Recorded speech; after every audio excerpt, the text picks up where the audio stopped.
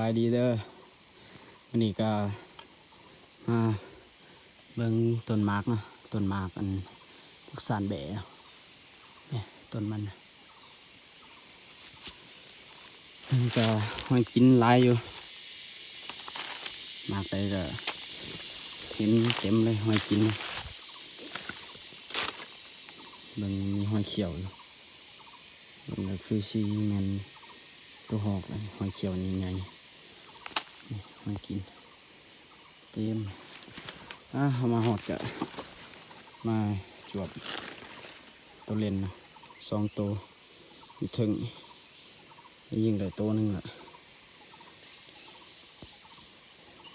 เราจะไปหาบ่อนนั่งกันเด้อ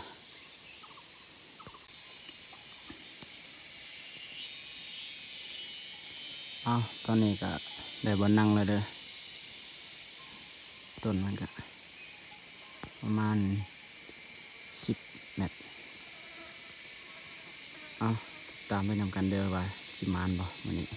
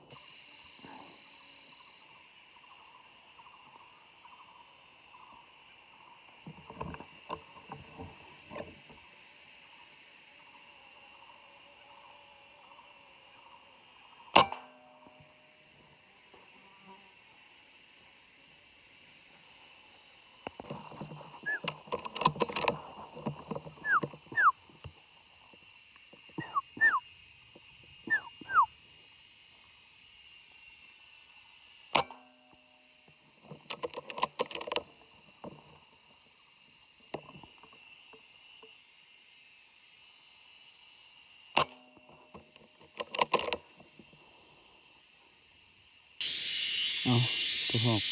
ที่ให้ยิงเมื่อกี้เนาะยิงถึกหลังมันแล้วก็บาทที่2ซ้ำอีกจับยิงเลยบ่ถึกคิดว่ามันนี้ล่ะมาเบิ่งน่ะเห็นมันอยู่ผลใหม่เปลือกใหม่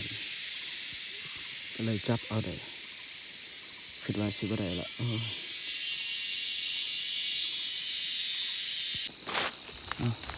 หาเก็บตัวเล่น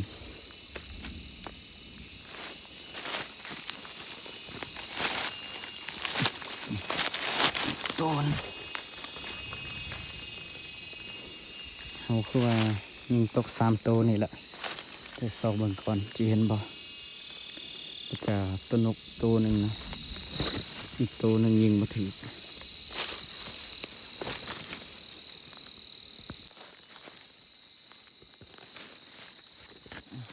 ตัวนก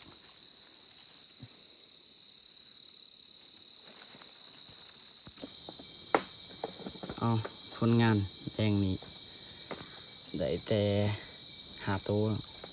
ตัวเล่น3 ตัวแล้วก็ตัวหอกตัวหนึ่งนี่ก็กำลังดังไฟสิกินข้าวนะ กินข้าวแล้วล่ะก็ว่าสิไปไต่เบิ่งหมากหาดต่อ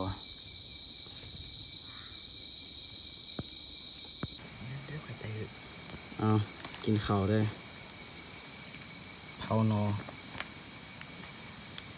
เอ็นแซ่บเอาตอนนี้ก็ลงมาเฝ้าต้นมะม่วงนะแต่ว่าฝนตกตกถ้าฝนเศร้าแล้วก็จี้ไต่ตัวบางต่อนะหรือว่าตัวหอกปีกอันนี้ก็นั่งถาฝนมะม่วง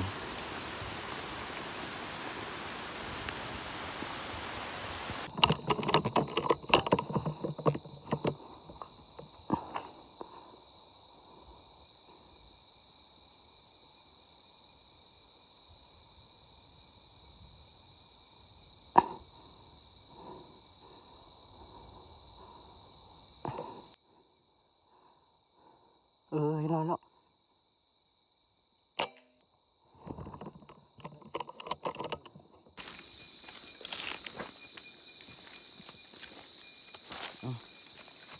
ไม่ต้องยิงเลยตัวบางนะเมื่อกี้ยิงแล้วเขาลืมกดอัดใส่ไว้ละตัวอีกตัวหนึงมีอีกตัวหนึ่งเนาะเมื่อกี้เขายิงสิลองไปสอบเบิ่งโอ้ย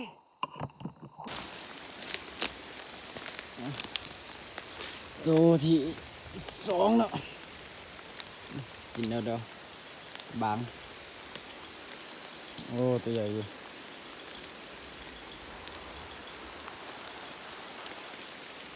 โอ้ฝนตกพี่น้อยโอ้ความลำบากถ้าฝนบ่ตกมื้อนี้สิมาหลายอยู่ก็สิพากันกลับแล้วเด้ออันนี้ก็ได้แต่2 ตัวเนาะเอาเจอกันคลิปหน้า